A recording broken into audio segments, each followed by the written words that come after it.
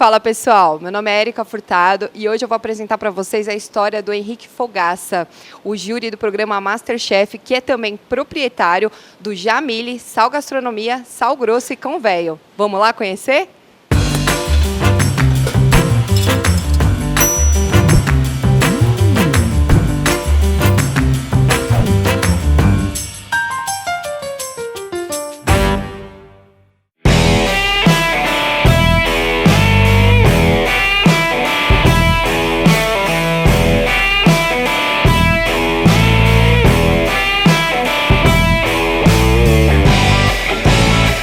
Então, Henrique, primeiramente, obrigada pela oportunidade. É um prazer ter você como uma referência no nosso guia gastronômico.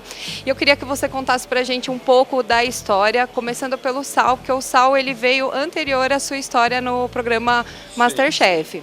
Vamos lá, tudo bem, pessoal? Primeiramente, obrigado pelo convite e pela matéria.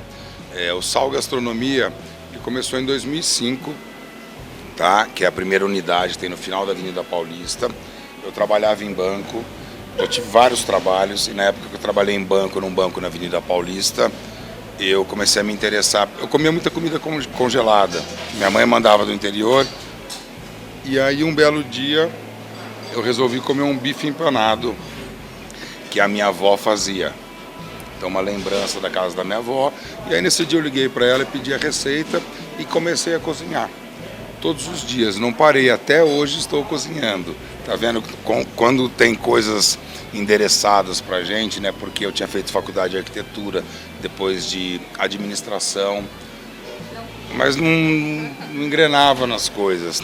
E quando eu comecei a cozinhar, eu senti um prazer muito grande, né? Com a ajuda da minha avó, da minha mãe, passando as receitas. Daí eu comecei a cozinhar para amigos, né? Tatuadores, porque eu gosto muito de rock também, então sempre tive amigos no meio do rock, de tatuagem.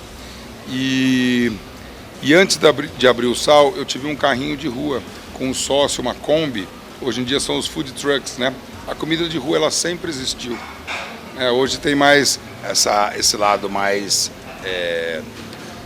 de moda, pode-se dizer, que também já está um pouco caindo, né? Já foi a fase dos food trucks. E aí nessa época eu fiz uma sociedade, saí do banco, fiz uma sociedade e comecei a vender comida na rua, né? Nessa Kombi. Ficou mais ou menos uns 6 meses e daí o carrinho parou, era uma Kombi, chamava o Rei das Ruas. Pela minha inexperiência do meu sócio, aí teve uma briga com o cara que ficava na chapa com a gerente da Kombi. Mas nisso eu já tinha saído do banco, já tinha investido em algumas coisas, num freezer, uma mesa de inox, e estava fazendo meus testes e servindo o carrinho. Eu cozinhava em casa, acordava às 5 horas da manhã, levava todos os hambúrguer, carne louca, um monte de coisa que eu fazia, e aí o carrinho funcionava ali na Rua Augusta. Aí depois de 6 meses, por essas brigas que eu te falei, parou o carrinho, aí eu comecei a fazer estágio, eu estava fazendo uma faculdade já de gastronomia, e finalizei a faculdade, fiz alguns estágios, trabalhei em alguns restaurantes e aí abri o Sal, o pequeno Sal que fica no final da Paulista, que depois você vai conhecer. E hoje, foi 2005, tem 15 anos, quase 16 anos o restaurante, então a história do Sal começou assim. A gente sabe, Henrique, que não é fácil abrir um restaurante, né? A gente entende que tem as suas dificuldades. Você teve, assim, alguma dificuldade financeira? Teve alguém que você teve que pedir ajuda para abrir o Sal Gastronomia? Alguma dificuldade, uma superação que você passou lá no início da sua carreira, onde você ainda não era famoso e você tinha seus sonhos? Lógico. Muitas. Quando acabou a Kombi, antes de eu abrir o Sal, eu saí pela rua vendendo sanduíche, oferecendo em loja de conveniência. Eu saía com uma lancheira, com os lanches e oferecia, deixava em consignação, né? Então, às vezes as pessoas olham, o cara tá lá no Masterchef, mas o caminho é árduo, é difícil, eu ouvi muito não, bati muito a cara no chão, me levantava e continuava, porque eu acreditava muito na minha gastronomia, na minha comida, estava começando a aprender. E na montagem do Sal, meu pai me ajudou. Eu tinha um carro que eu vendia, aí comprei equipamentos usados, um fogão, uma mesa. Fui lá no extremo Zona Leste, em Itaquera, tinha um ferro velho de equipamentos de cozinha. Comprei várias coisas usadas, inclusive eu tenho tatuado aqui esse fogão, que eu não sei se ele consegue pegar, Esse fogão aqui foi comigo durante uns anos, tá vendo? Sim.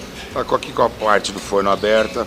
Era um fogão bem antigo e as dificuldades sempre tiveram, sempre existiram.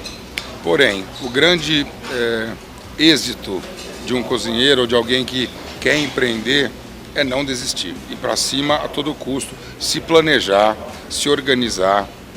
Então, foi um começo difícil, porém muito prazeroso.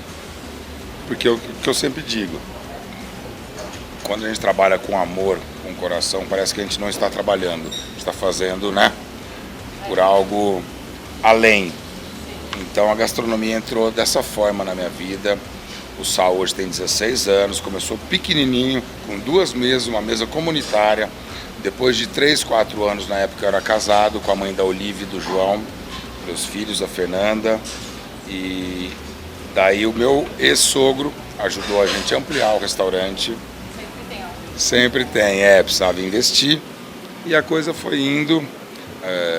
Hoje são 16 anos. Eu tenho uma outra unidade do Sal Gastronomia, que fica no Shopping Cidade Jardim, né, que é aqui na Marginal. Estava com um restaurante no Rio de Janeiro também, mas agora na pandemia a gente não conseguiu segurar, porque, né, se estendeu durante muitos meses, já faz 1 ano, né, que a gente está na pandemia. E infelizmente fechamos, mas estamos aí na luta, né, trabalhando. Eu acredito que tudo vai melhorar. A gente pergunta isso, Henrique, porque a gente, agora na pandemia especialmente, muitos sonhos foram embora junto com a gastronomia, muita gente fechou. Então a gente queria mostrar para essas pessoas que tudo vem de uma dificuldade, vem de uma história, que ninguém começa lá de cima, e para poder passar isso para que as pessoas se incentivem, estimulem a continuar sonhando, tentando, se esforçando, seja na rua entregando um lanche, deixando em consignação, para que elas não desistam dos seus sonhos. Com certeza, eu acho muito importante, porque a vida é feita de batalhas, né? Nada cai do céu. Né, aquele ditado que eu falo, que cai do céu só é chuva, né? E as pessoas olham e falam, nossa, esse cara teve sucesso, o Fogaça teve sucesso. Mas ninguém sabe a história que faz 15, 20 anos que eu estou correndo atrás e trabalhando, né? Pra gente ser reconhecido, às vezes demora 10, 20, 30 anos para ser reconhecido de uma coisa que você vem fazendo há muito tempo. Então, para as pessoas que estão vendo, que querem ingressar, porque o MasterChef ele trouxe uma visibilidade muito grande, né, na cultura gastronômica, nos restaurantes, como profissão. E tem muita gente que se aventura, faz uma faculdade, porque uma coisa é você olhar o prato lindo, ver o programa e falar, nossa, eu quero ser um chefe de cozinha. A outra coisa é você estar dentro da cozinha, até meia-noite, num sábado, trabalhando, todo mundo se divertindo, pedindo comida. Você está trabalhando, depois você vai fechar, vai lavar a cozinha, você vai sair 2, 3 horas da manhã do restaurante. Então não tem esse glamour, não tem esse glamour na gastronomia. Quando você trabalha com dedicação durante muitos anos, você pode ter um pouco a liberdade de usufruir um pouco, né, da sua fama, pode-se dizer, ou do seu trabalho consolidado, mas o trabalho é árduo, é diário, é matar um leão por dia, né? Você está vendo, eu tenho uma série de coisas que eu faço, mas eu estou sempre atento aos restaurantes, né, com os meus chefes. Em cada restaurante eu tenho um chefe de cozinha, tenho um subchefe. Então, é muito importante ter bons braços direitos, né, para a coisa andar, porque senão sozinho eu não consigo fazer nada. Eu tenho ideias, né, aprendi na raça e na coragem a gerir um restaurante, a saber liderar uma equipe. Porém, tiveram muitos erros no meio do caminho, né, como eu disse. Muitos nãos eu ouvi, mas é importante ouvir o não para a gente conseguir ter o sim à frente, né?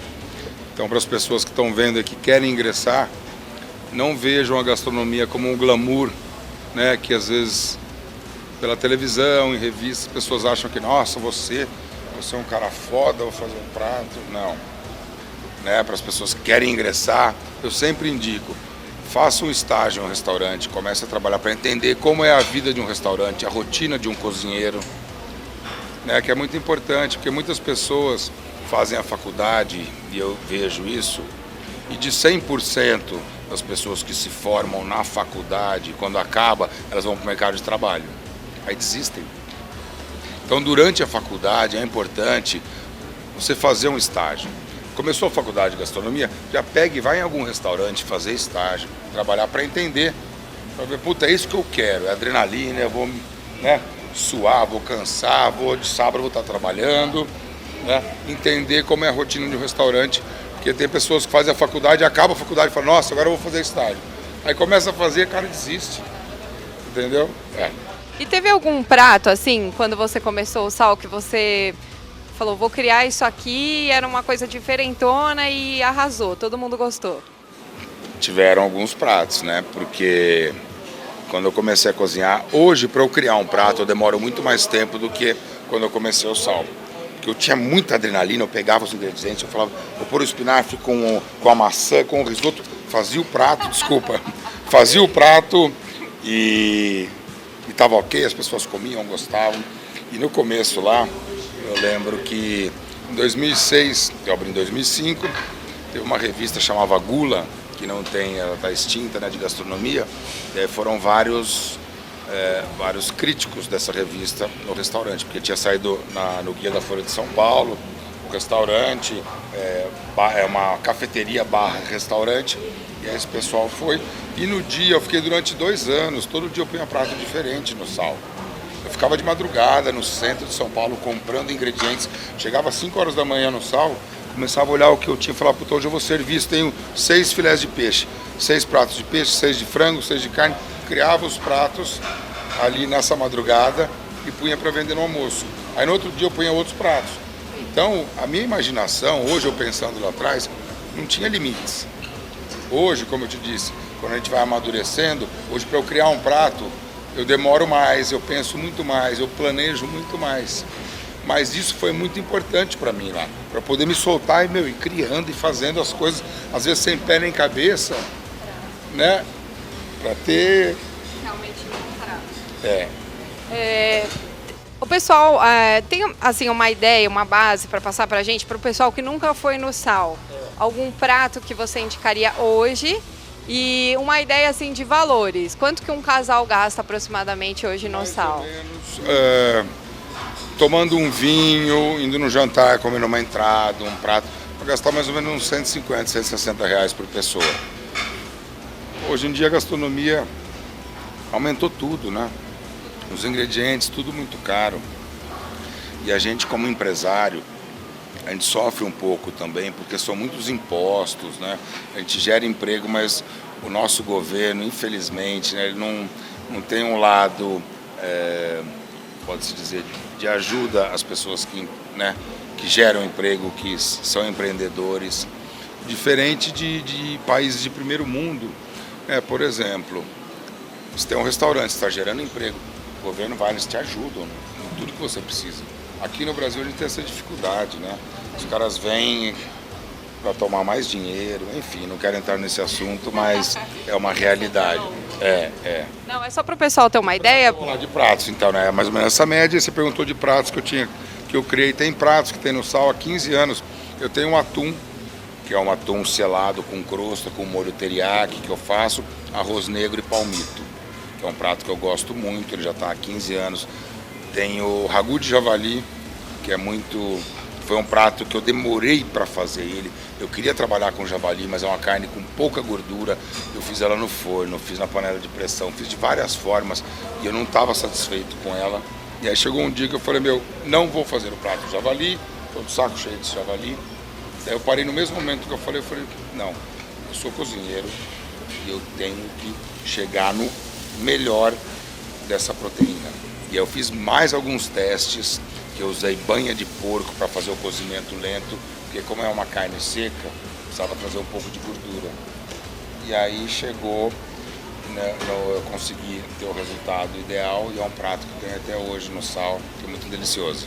Não, eu te perguntei essa questão do valor, porque às vezes as pessoas têm uma ideia que fala, é um restaurante de um chefe, vou gastar assim, 500, 600 reais. E não é, viu, gente? 150 reais, o valor acessível aí, o casal.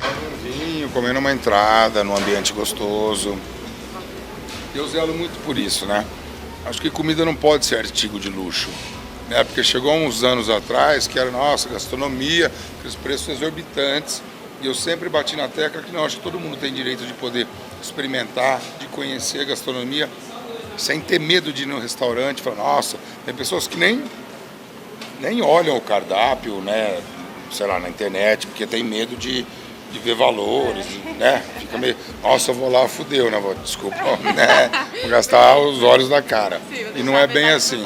Sim, justamente. Não, bacana. Depois do Sal Gastronomia veio a união do Amor, do Conveio, né? Sim. 2000 e... Conveio foi 2013? Acho que foi 2013. 2013, isso. Foi essa união da gastronomia com rock and roll e essa sociedade muito louca. Como que foi assim, essa amizade, como que vocês criaram essa sociedade do Conveio e o que o Conveio traz de mais atrativo, além dos lanches, se vocês têm assim, almoço, como que funciona? Fala um pouco sobre o Conveio. Vamos lá, o Conveio começou em 2013, eu tenho como sócio lá o Kishi, que é do meio do rock, ele trabalhou muito tempo com a banda Sepultura, com Ratos de Porão, e tem o Badawi, que é da banda CPM 22. Eu já conhecia eles, né, do meio do rock, e aí uma vez eles foram no Sal, falaram, pô, eu e o Kishi estamos pensando em montar um pub, alguma coisa, e a gente pensou em você já está no ramo, né, de entrar com a gente e tal. E eu pensei no dia, e foi uma época que foi 2013, já estava com o Sal, já tinha 8 anos de restaurante. Foi engraçado que eu já estava com a mente um pouco pensando em abrir alguma coisa diversificada do Sal, tipo um pub. Então caiu como uma luva. E aí conversamos ali, e eu falei, o que vocês pensam? Daí o Kishi falou, pô, eu tenho uma estátua lá de um cachorro, pensei a gente fazer Old Dog Pub, né? Então eu falei, pô, legal a ideia. Daí conversamos ali, a gente foi embora, daí no outro dia eu liguei e falei, ó, vamos estreitar essa conversa, porém, vamos mudar o nome, nós falamos português, certo? Para que a gente vai fazer Old Dog Pub? Old Dog cachorro velho, então vamos de cão velho. E aí começou, brasileiro, e a atmosfera do cão velho é um pub, né? Um pub, um ambiente de pub, bebidas, coquetéis e uma comida, público jovem. Música, não tem música ao vivo, mas é música ambiente, circula dentro do que a gente gosta. O hambúrguer é o forte. Não é, porque falam que é uma hamburgueria. Tem hambúrgueres, mas tem lanches lá diferentes, porções. Então é um clima, uma atmosfera de pub mesmo para beber, para ouvir um som, para dividir uma comida. Bem jovem, né? Bem jovem, jovial.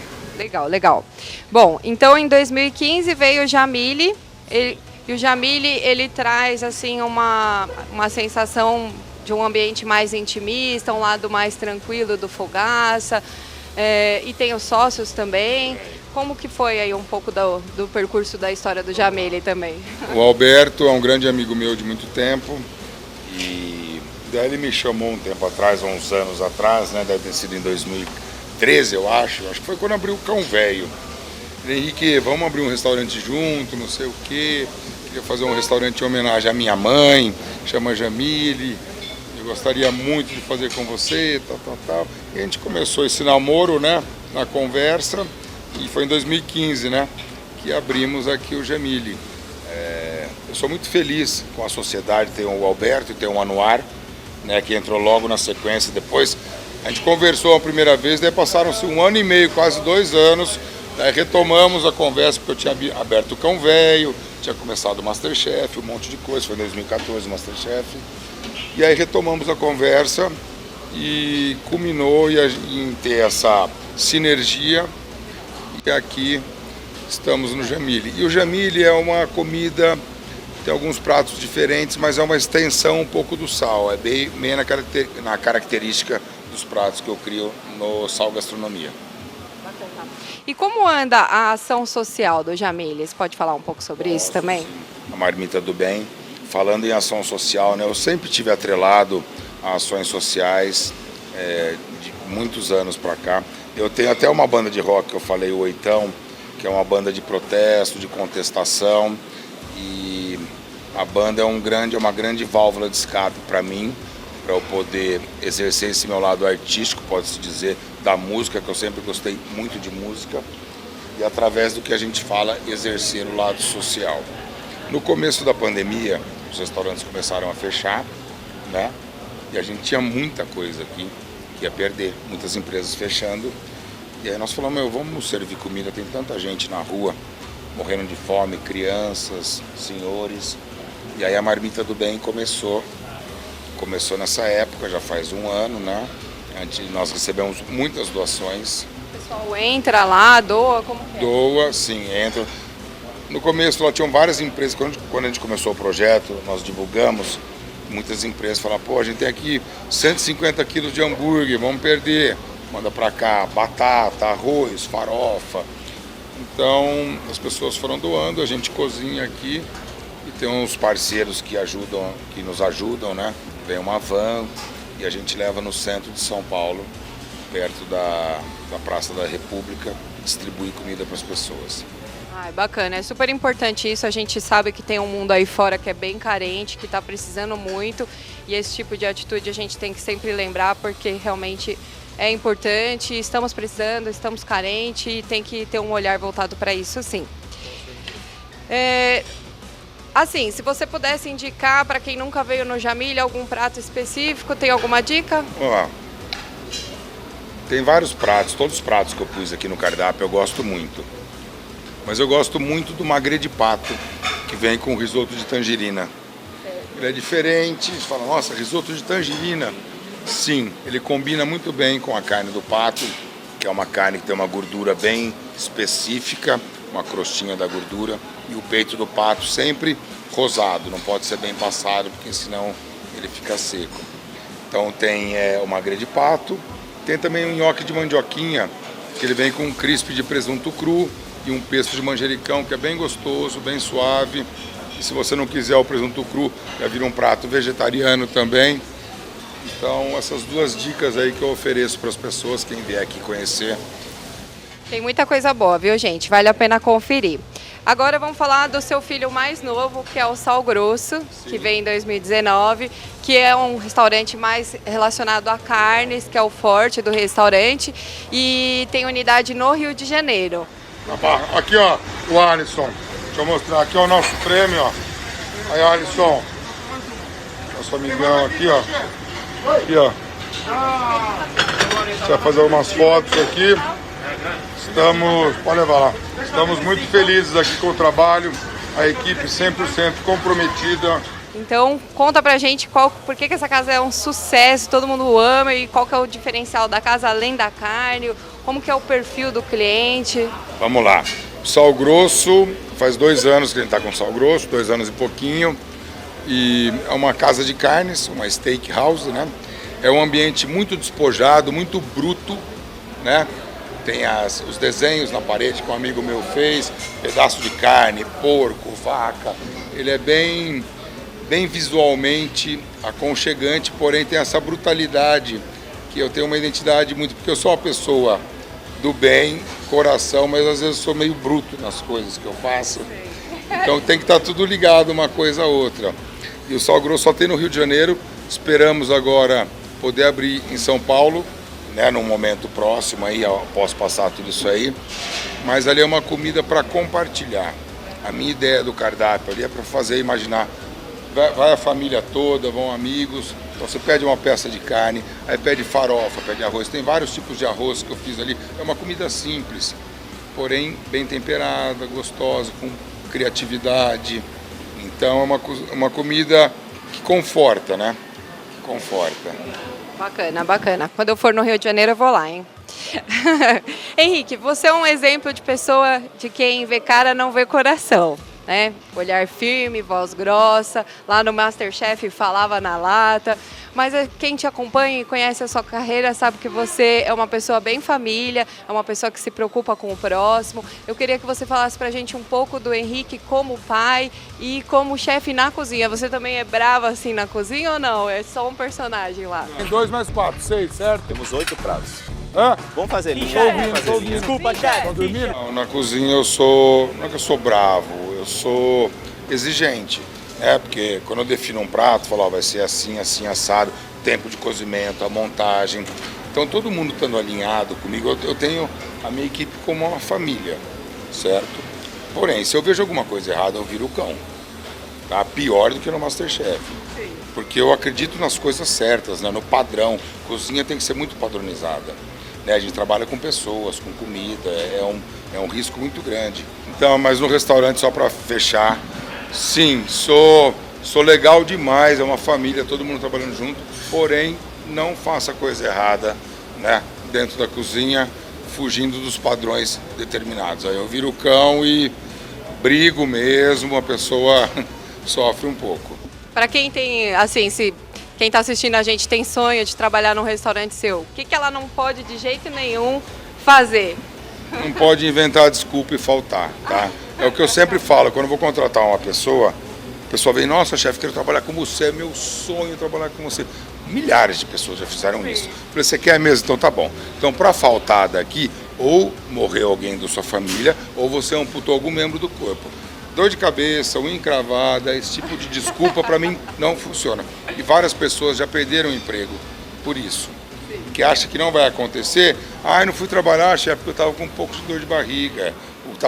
Pode até estar, mas o que eu sempre falo, venha no restaurante, tá com dor de cabeça, pô, você veio trabalhar. Puta, chefe, tô passando mal, não tô legal. Pô, vai no hospital, vai ver alguma coisa, pode ir, né? Vai no médico, ver o que é. Mas ligar e falar que não vai porque está com alguma coisa, não funciona, porque eu já vi milhares de pessoas fazendo isso, né, e perdendo o emprego e sendo sacanas, na verdade, né, sendo oportunistas.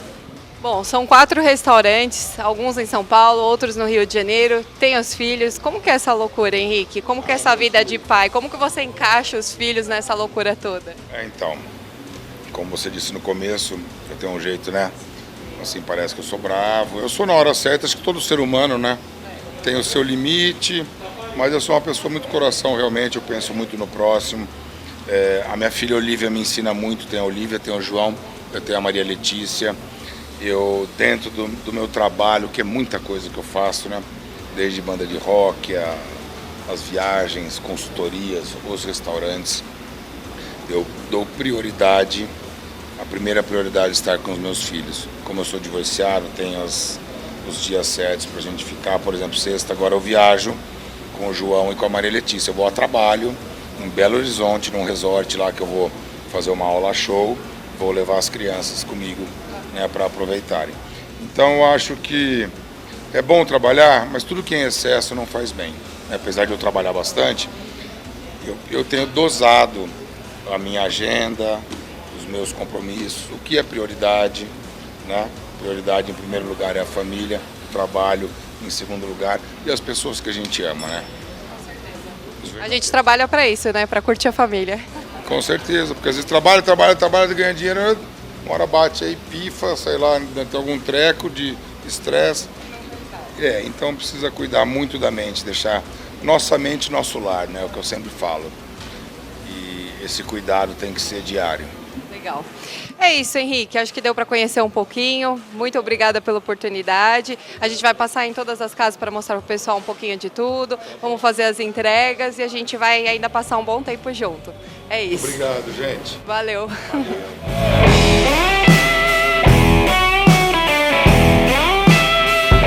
Fala aí, pessoal, aqui é Henrique Fogaça do Cão Velho. Gostaria de convidar todos vocês a virem conhecer. Temos unidade em Brasília, Curitiba, Goiânia e 3 aqui em São Paulo, com sanduíches, hambúrgueres, porções, drinks, um ambiente muito convidativo. Então venham conhecer. Fala aí, Badá. Chega aí, traz sua família, seus amigos, seu marido, sua mulher, seu filho, quem que você quiser. Vem tomar um drink aqui, ouvir um som da hora, comer bem, num lugar descolado. É nóis. Isso aí. João Moura, 871, Pinheiros, Vila Mariana, Doutora Manzi Carvalho 303 e Tatuapé, Rua Itapura, 1405. Venham conhecer o Cão Velho. Tamo junto.